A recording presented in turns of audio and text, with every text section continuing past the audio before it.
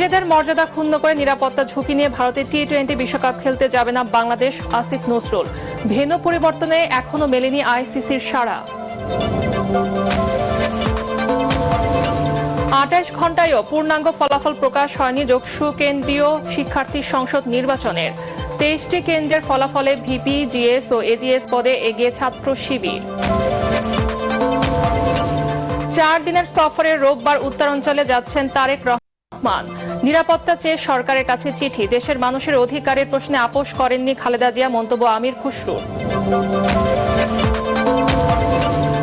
অতীতের মতো পাতানো নির্বাচন হলে অস্তিত্বের সংকটে পড়বে দেশ, শঙ্কা জামাতের।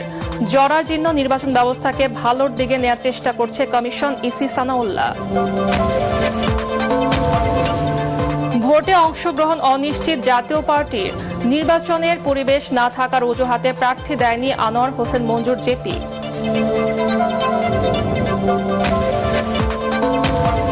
এবং যুক্তরাষ্ট্রের ভিসা বন্ডের তালিকায় বাংলাদেশ। ব্যবসা ও ভ্রমণ ভিসায় জামানত দিতে হবে সর্বোচ্চ $15,000।